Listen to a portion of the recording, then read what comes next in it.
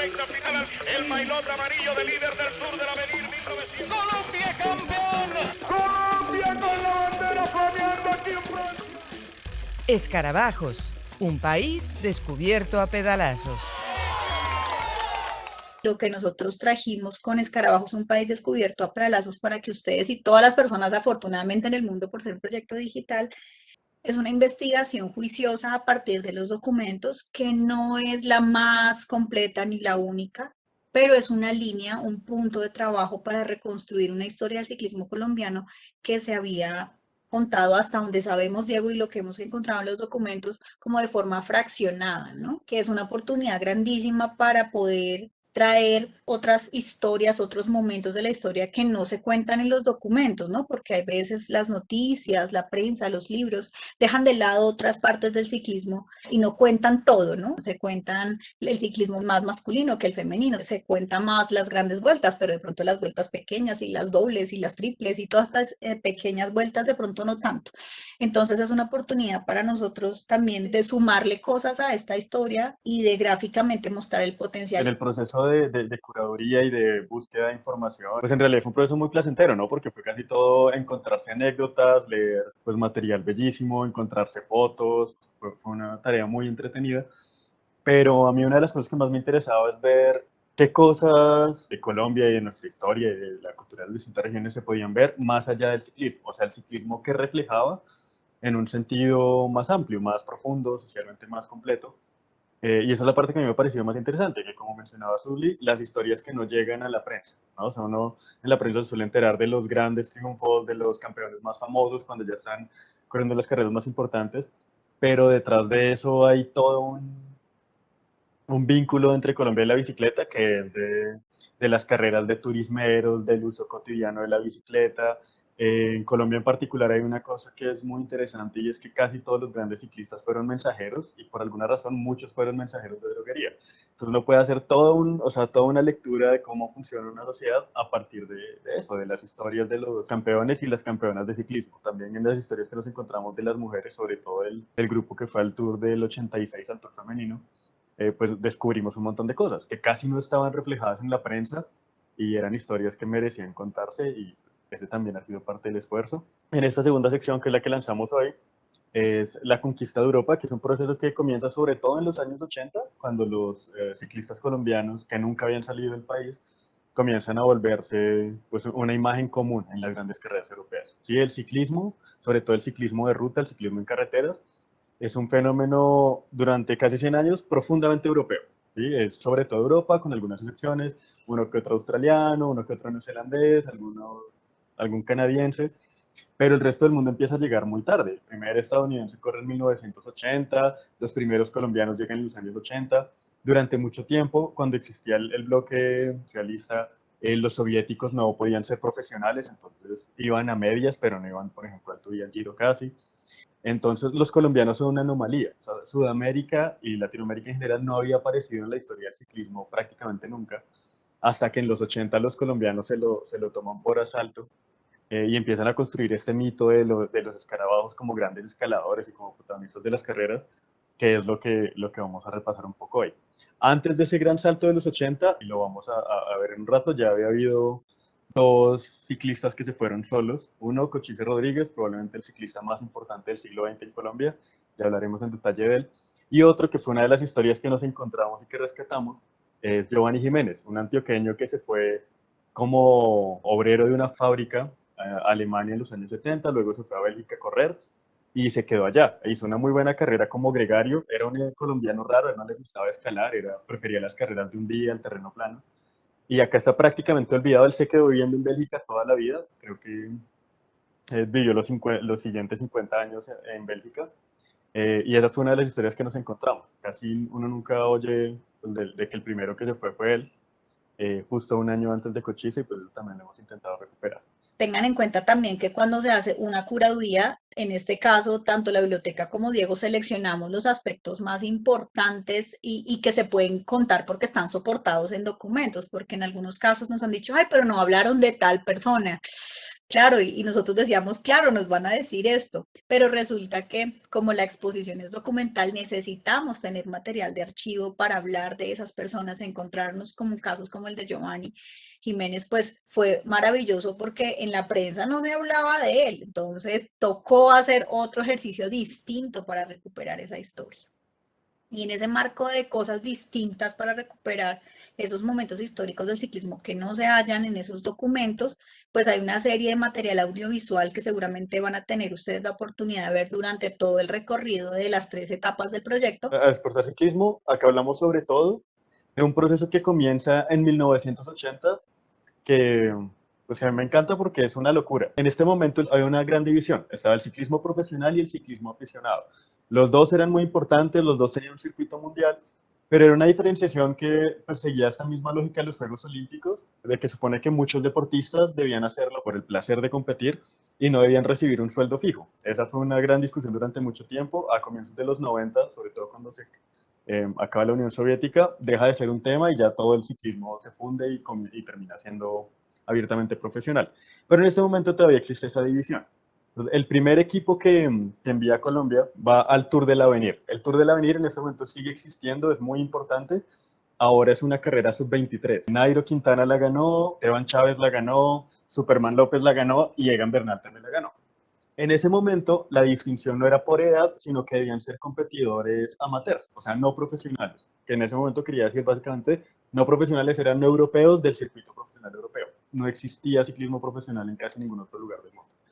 Entonces, por lo mismo, esa carrera durante mucho tiempo fue dominada por el bloque soviético y en general por el bloque oriental. Entonces, corredores, sobre todo soviéticos, pero ocasionalmente checos, ocasionalmente húngaros, ocasionalmente polacos.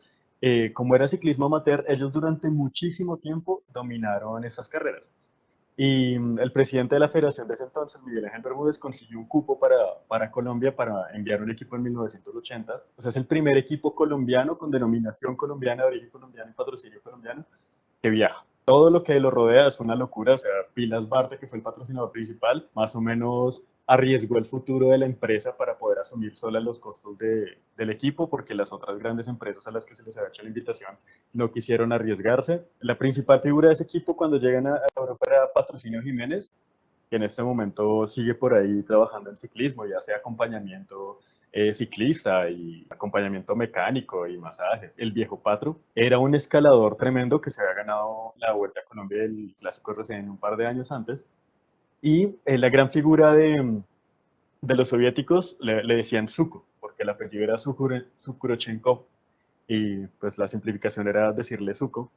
Él venía de ganar el año anterior, había sido campeón de ruta en los Juegos Olímpicos, o sea, era el gran monstruo del ciclismo soviético, y los colombianos estaban debutando. O sea, en 1980 viajan al Tour del Avenir sin ningún tipo de experiencia europea. La mayoría de los corredores que fue nunca había salido del país, algunos pocos habían corrido cerca, Alfonso Flores había corrido en Chile, pero fue pasar o sea, a saltar un entorno completamente nuevo, al pelotón europeo, a las tácticas de carrera de otro lugar. Y justamente aprovechando que los soviéticos estaban marcando a Patrocinio Jiménez, Alfonso Flores se mete en una fuga en una de las primeras etapas y logra aguantar la diferencia hasta el final y queda campeón. Alfonso Flores era un santanderiano, nacido en Bucaramanga, según pues lo describen algunos de sus compañeros y sus técnicos, no tenía grandes condiciones naturales, al parecer no era la persona físicamente más dotada para el ciclismo, pero todos dicen que era muy inteligente, o sea, que elegía muy bien los momentos de carrera y saber cuándo moverse, y sobre todo que tenía una voluntad absolutamente terca y decidida, y que eso fue lo que le permitió convertirse en un gran ciclista, de que a punta de entrenar más duro que los demás, que a punta de ser más terco que los otros, terminó convirtiéndose en un gran campeón. Él, después de meterse en ese fuga y aguantar la ventaja en las siguientes etapas, se convierte en el campeón del Tour de la Avenir de 1980. Hay muy buenas anécdotas que encontramos en los periódicos de, por ejemplo, o sea, los soviéticos estaban tan sorprendidos y tan ofendidos por esta intrusión de los colombianos que les agarraban el manillar de la bicicleta, intentaban hacerlos caer, los insultaban, los agarraban, los movían hacia las cunetas. Ese es el primer equipo que viaja. Ahí podemos ver a varios de los grandes pioneros. El que tiene un bigote bastante tupido es Alfonso Flores. Él es el campeón del Tour del Avenir de 1980. El Cipa Forero, Ramón Hoyos y Cochise Rodríguez fundaron las bases de una empresa colectiva, el salto de los colombianos al ciclismo internacional, después de un nutrido pelotón de atletas menos famosos, en un trabajo de relevo generacional. Terminaron de pavimentar la ruta para que al fin, en el verano de 1983, 10 corredores del equipo Pilas Barta debutaran en la carrera ciclística más importante del mundo, el Tour de Francia. El proyecto era ambicioso, pero se basaba en la experiencia de algunos logros anteriores. Patrocinio Jiménez, uno de los 10 corredores, recuerda la experiencia. Habíamos sido capaces de haber ganado el Tour del Avenir. Entonces que también reuníamos las condiciones para ya poder aguantar el Tour de Francia, ¿no? Vimos con esa idea de hasta dónde llegamos, ¿no? Y llegamos lejos. Y sí, varios alcanzaron posiciones notables. Patrocinio Jiménez y Edgar Corredor llegaron a París entre los 20 primeros de la clasificación general. Pero no todos corrieron con la misma suerte. La competencia más dura de todas, donde los colombianos enfrentaron a los mejores ciclistas de la época, cobró varias víctimas y al cabo de 3 semanas redujo el equipo de forma sustancial. Ganamos 5 de los 10. Entonces ahí abrimos las puertas. En efecto, el brillo de los escarabajos en Francia trazó un camino posible para las generaciones que venían detrás. Todavía faltaban años para que subieran al podio Fabio Parra, Nairo Quintana, Rigoberto Urán y Egan Bernal. Pero el perfil esforzado de los pioneros demostró en los ascensos más duros que este país tenía talento para exportar. ¡Si viene el campeón! ¡Colombia se pone primero y segundo! ¡Montaña! Nuestro estilo era atacar en la montaña y eso se logró. Ahí fue donde nos destacamos en hacer nombrar el ciclismo colombiano. Nosotros llegamos sin ninguna experiencia. Nosotros teníamos nuestro estilo de correr. Era donde veíamos una montaña, atacábamos. Jamás dosificamos las fuerzas. Y eso es lo que nos faltaba al final. Los resultados hubieran sido mucho mejor de haber quedado entre los 10 o los 5 primeros en el primer Tour de Francia. Pero como no dosificábamos las fuerzas, al final sufríamos. Pero el dolor tuvo su recompensa. Después del debut, otras carreras les abrieron las puertas a los colombianos. El Giro de Italia, la Vuelta a España y una larga lista de competencias en otros países de Europa han visto desfilar desde entonces a decenas de deportistas que han ganado etapas y premios antes inaccesibles para Latinoamérica. Todo eso se fraguó en 1983, cuando 10 ciclistas temerarios hicieron la apuesta más difícil. En realidad el equipo colombiano primero comienza solo Barta, luego se unen otros patrocinadores, Café de Colombia, Mavi, que estuvo un tiempo, fue toda una causa compartida. Ahí podemos ver ya a Fabio Parra, a Patrocinio Jiménez, que seguía. Como contaba Patrocinio Jiménez, justamente a raíz de esa buena actuación en el Tour del Avenir, los colombianos consiguieron una invitación para el Tour de Francia del 83, que incluso implicó cambiar las reglas del Tour. El Tour hasta ese momento solo recibía equipos profesionales, pero en Colombia no era ciclismo profesional. La única forma de llevar a los colombianos fue cambiar el reglamento para que pudieran ir equipos aficionados, porque pues, se suponía que todos los corredores colombianos seguían siendo aficionados, en teoría. Una vez es el cambio del reglamento, invitan a algunas federaciones, a algunos países, pero los únicos que aceptaron la invitación y que se sentían listos para hacerle frente a un tour fueron los colombianos. La condición que pusieron los otros equipos, los profesionales, fue básicamente que las primeras semanas fueran un tormento para nosotros y una forma de desgastar las piernas antes de que llegara la montaña. Para que se hagan una idea y vean lo distinto que es con un tour de ahora, la primera etapa fue una contrarreloj por equipos de 100 kilómetros. ¿Sí? Ese fue el recibimiento de los colombianos en el Tour de Francia en el 83, fue una contrarreloj por equipos de 100 kilómetros, donde perdieron una cantidad de tiempo monstruosa, porque acá, si en este momento seguimos teniendo rezagos en contrarreloj, en ese momento eran mucho más graves, y esa edición también incluyó una cantidad considerable de kilómetros de pavé. Y alguno de ustedes pudo ver las ediciones masculina y femenina de París-Roubaix este fin de semana. Eso es el pavé. El pavé es un tipo de adoquín que hace que la bicicleta vibre. Y pues a esa velocidad básicamente despedaza las manos, produce ampollas en el sillín. O sea, es una experiencia bastante difícil. Los colombianos nunca habían experimentado eso.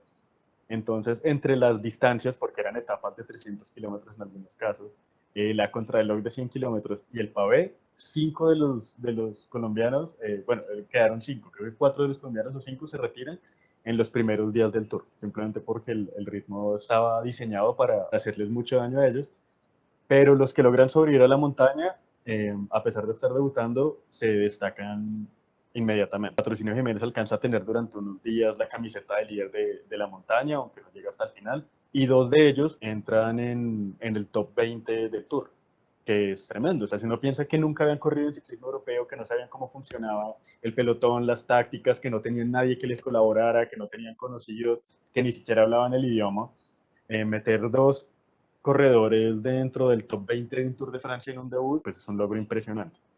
Al año siguiente, en 1984, además llevan a un jovencito que había hecho estragos acá en Colombia, un escalador que se llamaba Luis Herrera, y él en el 84 consigue la primera victoria de etapa de un colombiano y de un latinoamericano en general en la historia del Tour. También tenemos imágenes de eso, es una imagen muy linda. Entonces, el primero que obtiene una victoria en el Tour, la primera victoria de etapa, fue Lucho Herrera en Alpe d'Huez, en una de las subidas más icónicas de la historia del ciclismo. Bueno, acá tenemos el equipo del 87, ya algunos se habían ido a algunos equipos profesionales, algunos como los colombianos pues empiezan a hacerse un nombre. Durante los años 80 empiezan a migrar a equipos establecidos, algunos al Kelme como Fabio Parra, algunos al Teca como José Patrocinio Jiménez, más o menos algo similar a lo que ocurre en el fútbol, que los buenos jugadores se van a equipos europeos más grandes. Algo así empezó a ocurrir, aunque la base del equipo se sostuvo en equipos colombianos, y Lucho Herrera en particular siempre estuvo en equipos colombianos, siempre, cuando ya no fue en el Barta Café de Colombia, fue en el Postobón, pero él siempre corrió para un equipo colombiano. Ahí podemos ver a Lucho Herrera en el centro. Fue una generación supremamente pareja y con muchos ciclistas buenos. Ahorita vamos a hablar de los competentes, por ejemplo, Martín Ramírez, que mencionaban ahorita, era inicialmente otro equipo, de la Leche de la Gran Vía. Los equipos colombianos tenían todo el calendario en Colombia, o sea, Vuelta a Colombia, Clásico RCN y todas las vueltas locales, y además el calendario europeo. O sea, tenían muchísimos kilómetros de carreras al año. Entonces, para el Dauphiné Libéré, que en este momento se llama Criterium Dauphiné, es una carrera previa al Tour de Francia, es casi un calentamiento al Tour, en el que ya corren los mejores. O sea, el Tour del Avenir había sido impresionante, pero corríamos contra los soviéticos sobre todo, y contra otros amateurs.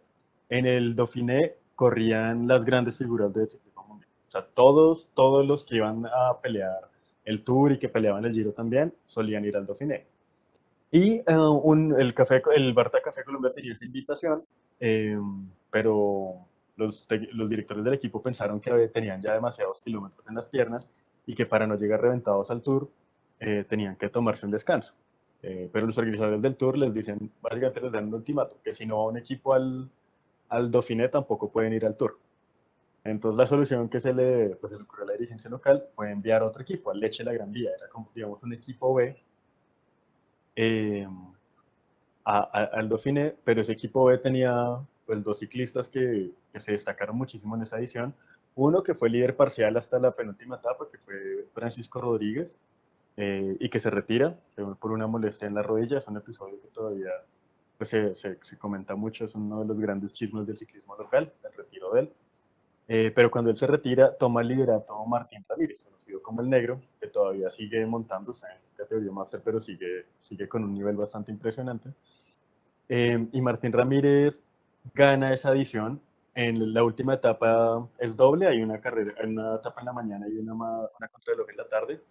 Y en la tarde no solo defiende el liderato, sino que le gana a Bernard Hinault, que es la gran figura del ciclismo a final de los 70 y comienzos de los 80, o sea, pues es ganador de 5 Tours de Francia, y le saca aún más tiempo en la contrarreloj, le saca 5 segundos más. Y sorprendiendo a todo el mundo, Martín Ramírez le gana a los mejores del ciclismo de ese momento, y se queda con el Dauphiné Libéré. Hay años muy buenos, el 85 fue impresionante, que hay 3 victorias de etapa en el Tour, ya con Fabio Parra y Lucho Herrera desatados en su mejor versión. Hay años malos, el 86 para los hombres fue muy malo, fueron creo que muchos colombianos, creo que 15 o 18 al Tour, y no hubo ninguna victoria de etapa y los resultados fueron malísimos. O sea, creo que fue sí, se mezcló todo. Algunos se enfermaron, otros venían con muchísimos kilómetros en las piernas, otros tuvieron mala suerte, pero pues fue uno de los años malos. Y en el 87 la victoria más importante que se menciona ahí abajo, que es la de Lucho Herrera. Lucho Herrera gana la Vuelta a España, fue la primera victoria de un latinoamericano en una de las grandes vueltas.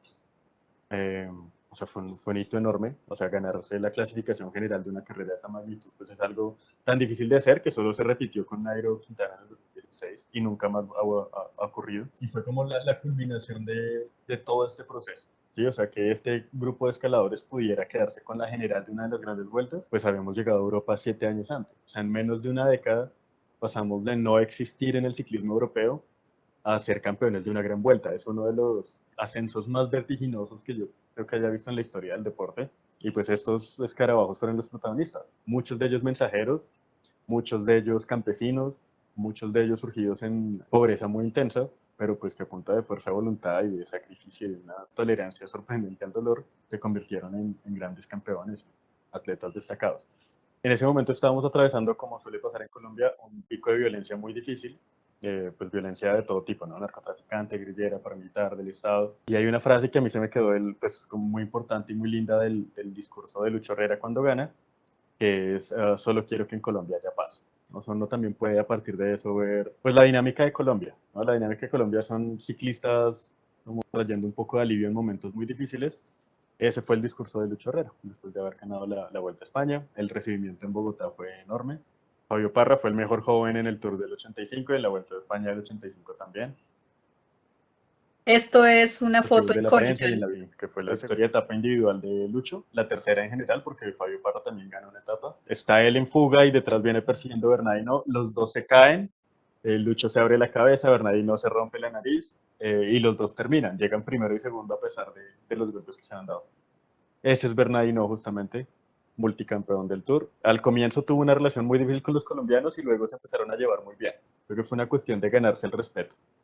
Y finalizamos esa conquista de Europa, pues hablando de las mujeres en paralelo con lo que estaba pasando con ellas, ¿no? Es un Sí. común denominador durante todo el proyecto, ¿no? Como que no las dejamos separadas, sino que a medida que íbamos contando la historia de los hombres, pues también tratamos de contar la historia de las mujeres. Y aquí, pues en pantalla, en esta fotografía, se ven dos de esas grandes protagonistas del Tour de Francia 1986, Rosa Emma Rodríguez y la Pitufa. Y Rosa María Ponte, sí. Las Aponte, dos Rosa rosas. María Aponte. Las dos rosas, sí, exactamente. Y algunas de las imágenes de publicidad del equipo de Postobón cuando viajan a ese Tour de Francia. Aquí otras de las protagonistas. Y bueno, ahí van a ver ustedes un montón de cosas relacionadas con el ciclismo femenino y asociadas a esa carrera que cumplieron ellas para poder llegar también hasta Francia y competir. Y aquí finalizamos con... Lucho Herrera ganando la Vuelta a España. Exactamente. Sí, pues hasta la época de Nairo, esta fue la victoria más importante de toda la historia del ciclismo colombiano. Y ese es Fabio Parra en el podio del Tour. Quedó tercero. Unos años después, los dos, el primero y el segundo confesaron haber usado, bueno, el segundo confesó haber usado sustancias prohibidas. El primero dio positivo durante el Tour, pero por alguna cosa de reglamento que estaba prohibida para una entidad, pero para la otra no, pues no hubo ningún tipo de sanción. Entonces Fabio Parra en cierta forma fue el campeón moral porque los otros dos dieron positivo por alguna sustancia dopante. No, muy agradable el recordar toda esa cuestión, pues como se podrán imaginar, yo no soy ningún joven, alcancé a vivir estas épocas y fue para uno, se fue muy significativo, por ejemplo, digamos, el día que Lucho Herrera iba bajando, se cayó, cuando la foto que nos mostró ahí reventada, eso fue significativo porque el tipo se levantó y siga, y yo recuerdo que eso fue un sábado. Todos los colombianos estábamos levantados en ese momento eufórico, no había la televisión tanto como ahora hay tantas, pero fue algo espectacular. También cuando comenzó la charla, cuando Diego nos comentó, nos decía que les hacían trampa a los colombianos, sí, y los jalaban. Lucho Herrera cuando trataba de salir hacia adelante, lo cogían de la camiseta y no lo dejaban, los europeos no lo dejaban. Eso uno decía como que ¿Por qué? Pero contra todo eso, esos colombianos fueron muy bravos, le cuento. Sacaron la casta colombiana, fue algo, pues ahorita que se me traía todos esos recuerdos, como les comenté, tuve la oportunidad de verlos.